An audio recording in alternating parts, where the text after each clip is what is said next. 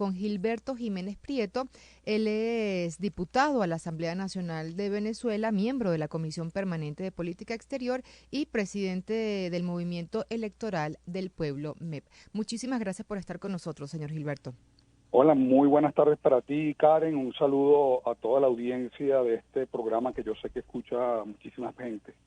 Señor Gilberto, cuéntanos qué piensa sobre este acuerdo que suscribieron los gobiernos de Venezuela y Estados Unidos para esta repatriación ordenada y segura de ciudadanos venezolanos que están en Estados Unidos. Bueno, yo creo que lo primero que hay que analizar es el contexto en el cual se está realizando este acuerdo, ¿no? Un acuerdo que para aquellos venezolanos y venezolanas que no pensaban o que tenían dudas si el gobierno de los Estados Unidos, el Departamento de Estado norteamericano, se estaba sentando de manera directa con representantes del gobierno de nuestro presidente, bueno, ahí hay una evidencia clara que lo vienen haciendo, incluso con mucha antelación, ¿no? Con acuerdos de tipo energético, cuando, por ejemplo, llevaron hacia los Estados Unidos, hacia puertos estadounidenses, un tanquero con más de 500,000 barriles de petróleo y, sobre todo, la reactivación de la explotación petrolera de Chevron en la faja del Orinoco, ¿no? Ahí está claro que hay digamos, una conversación continua con altos representantes del gobierno de los Estados Unidos y igualmente del presidente Nicolás Maduro. Ahora, cuando hacen mención y énfasis con el tema ordenado, es evidente que la migración o la ola migratoria de venezolanos al exterior se ha hecho de una manera desenfrenada. Recordemos declaraciones públicas que hicieron algunos jefes de Estado que conformaban el extinto Grupo de Lima, como por ejemplo Kuczynski, que era el presidente de Perú, Duque, presidente de Colombia, Piñera, presidente de Chile, en donde prácticamente se un llamado a los venezolanos a migrar. Recuerdo que en esas declaraciones decían que no importaba si tenían el pasaporte vigente o no, que les garantizaban trabajo. Todo este tipo de discursos fueron generando esa ola de migración desordenada que incluso la hicieron por vías irregulares, ¿no? Una de ellas, o la más notable que se ha podido ver en los medios de comunicación, ha sido el tapón del Darién, ¿no? Un drama, un verdadero drama. Además, un punto de paso fronterizo histórico, ¿no? La cosa es que parece que entró de moda por el tema de los venezolanos, por el manejo mediático que se hizo de las olas migratorias venezolanas, pero ya ser un canal de, digamos, de paso de migraciones de haitianos, de colombianos, de ecuatorianos, ¿no? Por esa vía. Ahora, bueno, es público también y notorio la cantidad enorme de migrantes que han llegado a los Estados Unidos y hacía falta, ¿no? Parece que esta medida de bloqueo hacia Venezuela, todas estas medidas coercitivas que se han tomado de manera unilateral han tenido un efecto boomerang.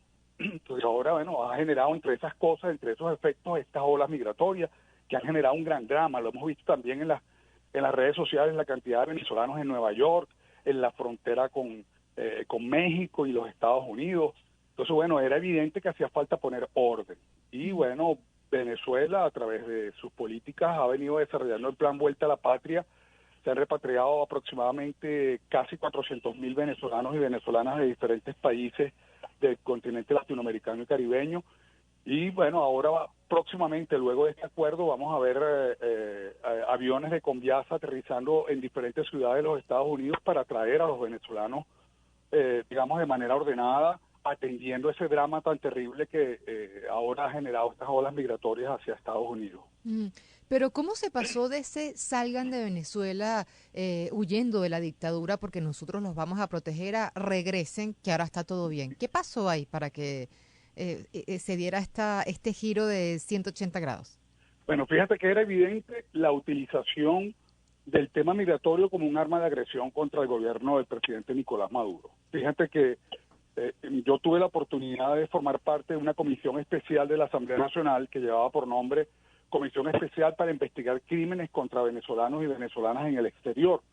Y en esa comisión pudimos tener denuncias, y están allí, de muchos venezolanos y venezolanas que eran recibidos por representantes de ACNUR del lado panameño, después del tapón del Darién, en donde prácticamente generaban grandes presiones para que ellos se manifestaran ser perseguidos políticos en Venezuela para poder recibir la ayuda por parte de estos organismos internacionales.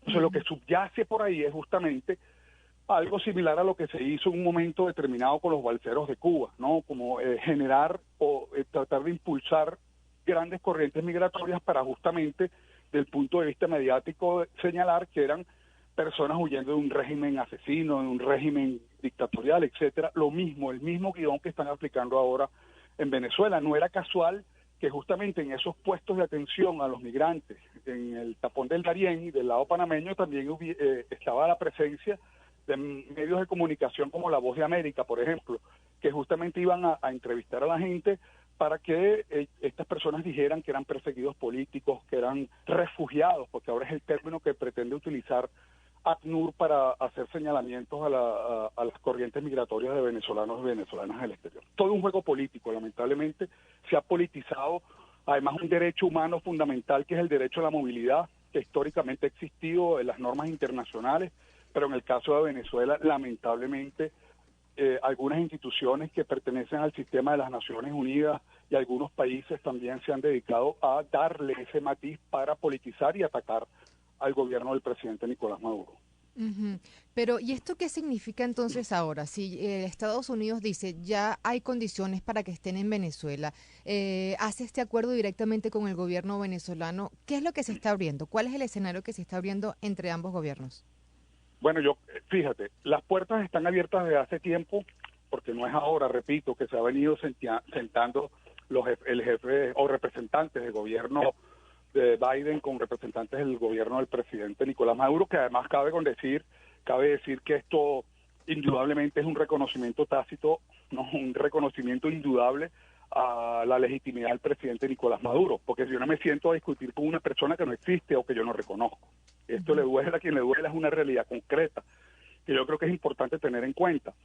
Ahora, en el tema migratorio, es evidente que se ha generado un caos enorme. Fíjate que en días recientes, en acuerdos con México, había un cierre de frontera de parte de México, que es prácticamente donde se acumulan todas estas olas migratorias que vienen de Centroamérica, que vienen de Sudamérica, prácticamente se aglomeran en la frontera sur de los Estados Unidos con México, y recientemente hubo un acuerdo para cerrar la frontera de manera de organizar todas estas oleadas migratorias que existen de nuestro continente hacia los Estados Unidos, que bueno, van buscando ese sueño americano prometido y que tanto vemos en las películas de Hollywood y toda esa maquinaria de propaganda que utilizan los Estados Unidos de Norteamérica.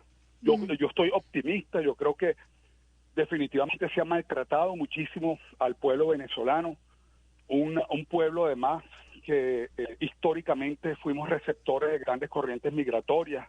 Desde la Segunda Guerra Mundial a la actualidad hemos recibido gente de prácticamente de todas partes del mundo, además generándoles condiciones para que pudieran florecer aquí en tierra venezolana, y bueno, ha sido prácticamente todo lo contrario en los demás países latinoamericanos. Ahora que los venezolanos están migrando, una vez que ha sido trastocada la calidad de vida del pueblo venezolano a razón de este terrible bloqueo ilegal, inhumano que estamos viviendo, es evidente que bueno, se ha puesto, lo hemos visto en Chile, cómo han atacado campamentos de venezolanos, cómo han sido agredidos venezolanos en Perú, incluso en las islas del Caribe. En Ecuador también, sí, en Ecuador fue grave, había unas imágenes que corrían detrás de los venezolanos, había mujeres con niños en brazos y las perseguían para echarlos. Incluso hubo un caso de una agresión a una ecuatoriana muy grave, pero señalaron a un venezolano y con eso quisieron generalizar, ¿no? Que era la peste prácticamente de los venezolanos ahí.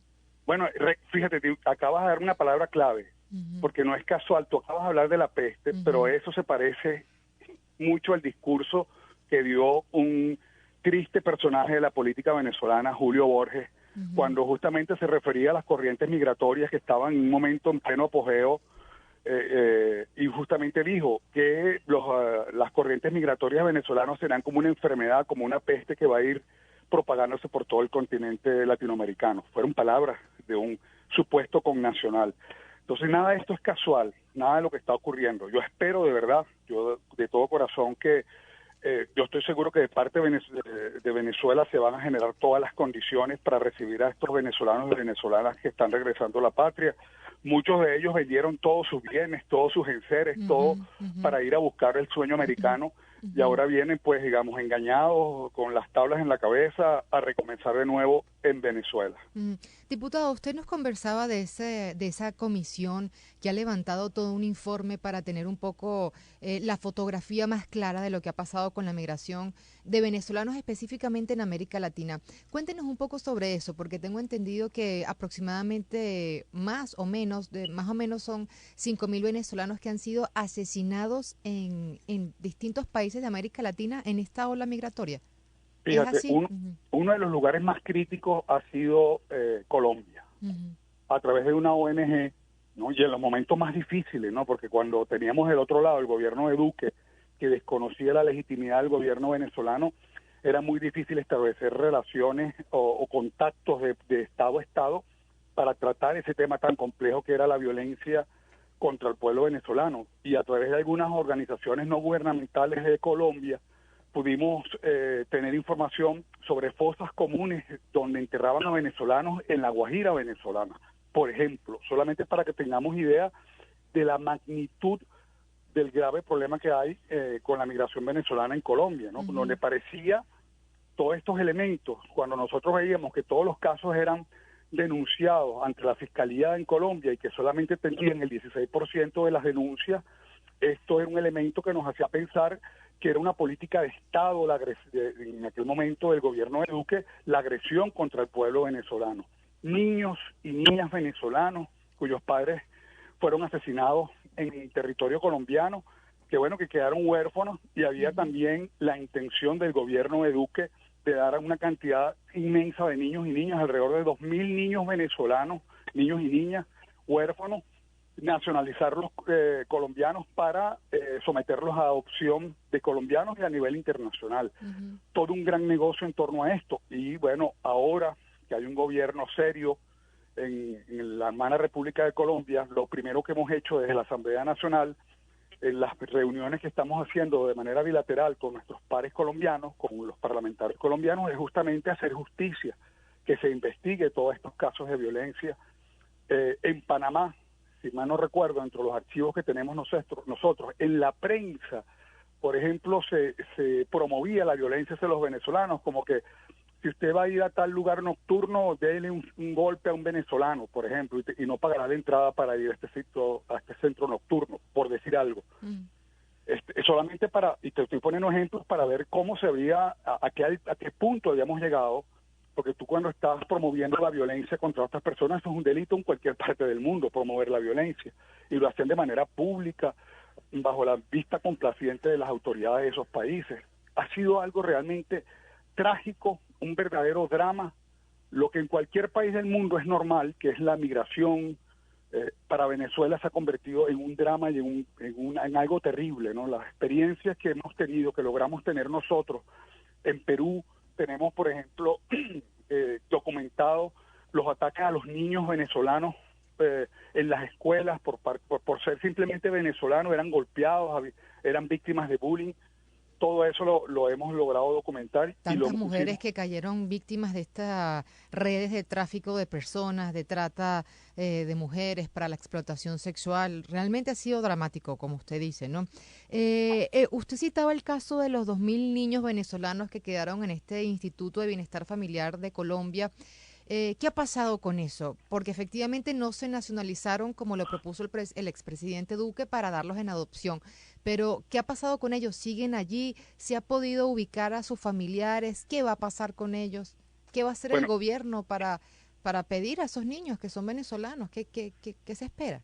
Bueno, de acuerdo a las normas, a las leyes venezolanas, lo que hay que hacer es justamente como tú dices, esos niños deben regresar al lecho familiar, deben regresar a sus familias venezolanas de origen, para continuar su desarrollo, ¿no? Como seres humanos. Y en estos momentos te mencioné, hemos realizado 2 reuniones y estamos justamente articulando en este momento de parlamento a parlamento para tomar las medidas necesarias y traer estos niños. Ya se están haciendo los levantamientos de cuántos niños son, exactamente sus nombres, sus apellidos, para contactar a los familiares y hacer esa conexión necesaria para que regresen felizmente a la patria y pasen todo ese trauma de haber perdido a sus padres víctimas de la violencia. Estamos en ese proceso, no está avanzando a la velocidad que nosotros quisiéramos. Bueno, hubo un largo periodo de vacaciones en el Parlamento colombiano, se acaba de reactivar ahora en el mes de septiembre, y nosotros ya estamos haciendo, digamos, retomando los contactos con el Parlamento, que es el único interlocutor que tenemos nosotros de manera directa. Les hemos entregado las pruebas, parte de los expedientes que logramos levantar en esta comisión especial para agilizar todo ese proceso de repatriación de estos niños y niñas venezolanos.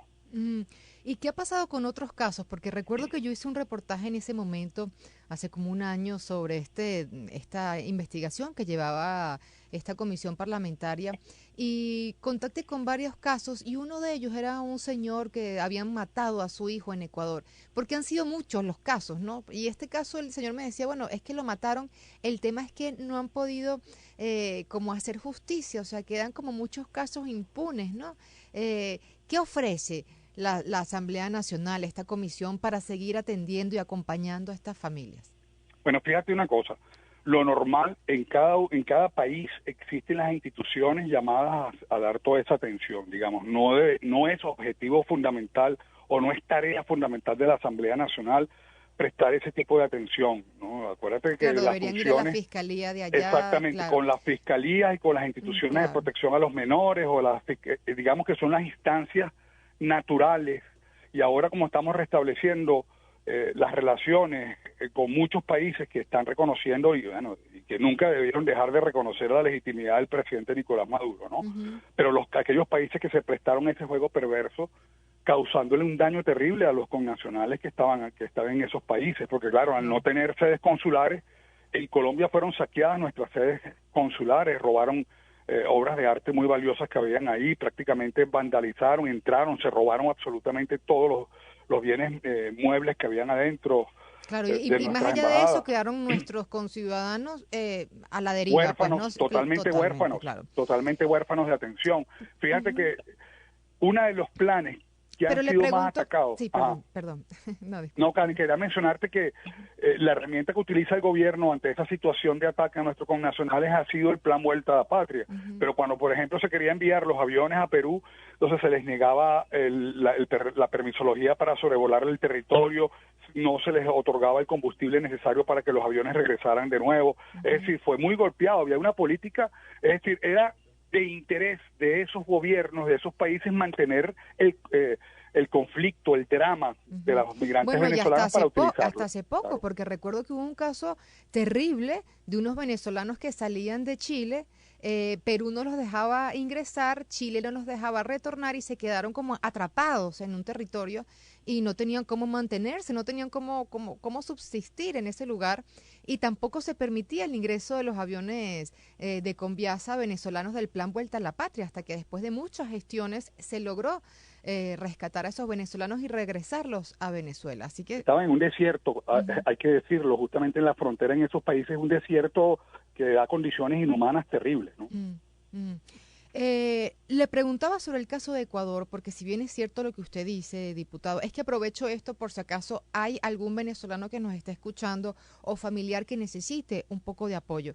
Porque en este caso, ese señor de Ecuador que yo entrevisté, él lo que me comentaba, porque mucha de la migración que hubo en Venezuela es de sectores muy empobrecidos, de sectores bajos, ¿no? De bajos recursos. Y él decía, claro, efectivamente ellos se tienen que trasladar a los órganos competentes de esos países donde se produjeron estos hechos lamentables, pero dice él, recuerdo que eso fue hace varios meses, no tenían las condiciones económicas para tener un abogado, por ejemplo. ¿Qué podría hacer Venezuela? ¿Hay abogados venezolanos públicos que puedan apoyar, asistir legalmente a estos familiares? Bueno, fíjate, en el caso, nosotros estamos haciendo los grandes esfuerzos por reactivar las relaciones diplomáticas, parlamentarias, conectarnos de nuevo con diferentes gobiernos de nuestros continentes, y eso facilita mucho más las gestiones. Como tú dices, prácticamente el 80% de toda la migración venezolana han sido la gente más afectada por las medidas coercitivas unilaterales en el país, pues digamos, la gente de más bajos recursos. Los migrantes pudientes agarran su avión y no se van por el tapón del Darién, se agarran un avión y van al destino que ellos quieran, pues digamos. Es mucho más fácil para ellos obtener una visa estadounidense o una visa, cubrir los gastos de una visa en cualquier país europeo, me explico. En cambio, estos migrantes que agarran, venden sus cositas, sus ranchitos, agarran un morralito, meten todo lo que tienen y se van prácticamente a pie por tierra, por Colombia, llegan hasta los Estados Unidos arriesgando su vida, la de sus familiares. Bueno, son justamente esos los más afectados y los que menos acceso tienen a todo este tema de las gestiones para repatriar, para hacer justicia, porque tú vas a hacer una gestión ante una institución de cualquier país, eso, y hay un costo, ¿no? Hay una estampilla para esto, te necesita, como tú lo acabas de decir, un abogado y vale tanto. Entonces es bien complejo todo este tema. Nosotros lo primero que se está haciendo es reactivar digamos, nuestras sedes consulares en los diferentes países que ya están trabajando arduamente en justamente hacer los censos, tener a las personas. Hay un drama, hay una persona que me ha contactado que está en San Francisco, un joven que tuvo un accidente terrible, está en estado de coma, y bueno, ¿cómo hacemos para repatriar a un joven que está en los Estados Unidos? Bueno, ahora, y en coma, es bien complejo, ¿no? Es bien difícil toda esta situación, y está solo, además, sus familiares, ¿cómo llegan a los Estados Unidos si no tienen visa? Hay que hacer los trámites, ¿no? Para ver si se le puede sacar una visa humanitaria. Nosotros en la Asamblea Nacional estamos en la mejor disposición. Si bien es cierto, la comisión para investigar los crímenes contra los migrantes venezolanos ya cesó, digamos, su tarea para lo que claro, fue porque era levantar como un informe, ¿no? El informe que se le entregó a la directiva. Claro. Hay crímenes de lesa humanidad que no prescriben, hay mucha gente cómplice, hay connacionales nuestros que, es lastimoso decirlo, se prestaron a impulsar esas olas migratorias y que deben pagar ante la ley venezolana. Y ahí están los elementos, nosotros lo tenemos en los informes para que justamente el sistema de administración de justicia de nuestro país, bueno, en el marco de la Constitución y las leyes, tome las medidas adecuadas para hacerlo. Pero estamos tratando de eso, de activar todos los, de la mano con la Cancillería, hacer las gestiones con los diplomáticos, en este caso los parlamentarios amigos, para hacer esa reconexión que fue rota de manera inexplicable durante mucho tiempo. Y no debería pasar más nunca, porque nos ha dejado un aprendizaje muy triste, y generalmente quien pagó las consecuencias, como tú lo acabas de decir, han sido los pueblos, la gente más humilde. Que esto quede como aprendizaje para el futuro. Ya para terminar, si bien se fomentó una migración desordenada, porque era como usted decía, ¿no? Escuchábamos a presidentes como Pedro Pablo Kuczynski que decía, vengan y aquí van a tener trabajo, buenos sueldos, oportunidades de todo. Después no fue así. En Colombia también el presidente Duque fue, lo recuerdo, aquella mensaje televisado que decía, vengan, huya de la dictadura, igual Estados Unidos. Pero ahora se plantea un retorno organizado. ¿Qué va a pasar a través del plan Vuelta a la Patria? ¿Qué va a pasar con estos venezolanos que retornen con este plan? Bueno, fíjate, parte del plan, tengo conocimiento que es así, parte del plan Volver a la Patria no es solamente hacer el servicio del avión, fuiste y viniste. Okay. Hay una atención integral por parte de las diferentes misiones que existen en el país para justamente reinsertar, porque son personas que vienen a comenzar de nuevo una vida en su propia patria, de generar esas condiciones mínimas para que tengan una vivienda, para que tengan un trabajo, para que puedan generar, digamos, su sustento diario, porque sería absurdo que nada más fuera un servicio de avión. Bueno, van en el aeropuerto, chao. No se supone que hay una atención integral, y es por eso que cuando llegan al país son recibidos por todas estas instituciones del Estado que hacen ese levantamiento para atender de manera directa todas las necesidades de esos grupos migratorios que salieron del país y que fueron estafados buscando el famoso sueño americano que nunca consiguieron y que no conseguirán, porque la realidad en Estados Unidos es otra. También la hemos visto a través de las redes sociales, ¿no? Las grandes diferencias sociales, los homeless o la gente sin casa, el que vive en carpas. Es terrible el drama que está viviendo también los Estados Unidos con la enorme pobreza que se ha generado allá. Yo creo que esa tensión debe de alguna forma generar esas condiciones para que esta gente se reinserte. Nosotros propusimos algunas leyes que van a entrar prontamente en discusión, por ejemplo, una ley de feliz retorno a la patria, una ley para la trata de personas. ha sido dramático, nuestras jóvenes, nuestras mujeres, cómo fueron agredidas, cómo fueron víctimas de abusos sexuales, de violencia sexual, terrible lo que vivieron y ahí quedó pues para la historia todo esto terrible que hemos vivido los venezolanos y las venezolanas, y gran parte de las personas agredidas sexualmente son menores de edad. Entonces hacer todo ese sistema de atención y que impulsemos tener esa ley contra la trata de personas, inspirada desde luego de los principios de la Organización de las Naciones Unidas. Se ha hecho un trabajo importante. Cuando tengamos esas leyes y generemos el marco jurídico para atender a estas personas, yo creo que habremos avanzado, y que esto no vuelva a pasar, repito, que esto no vuelva a pasar más nunca. Tiene que habernos dejado un aprendizaje enorme no solamente a nosotros los venezolanos, sino también a los demás países hermanos de este continente latinoamericano y caribeño. Bueno, que así sea. Muchísimas gracias por estar con nosotros, diputado. Siempre a tu orden. Saludos. Era el diputado de la Asamblea Nacional de Venezuela, Gilberto Jiménez Prieto, conversando con nosotros sobre todo el tema migratorio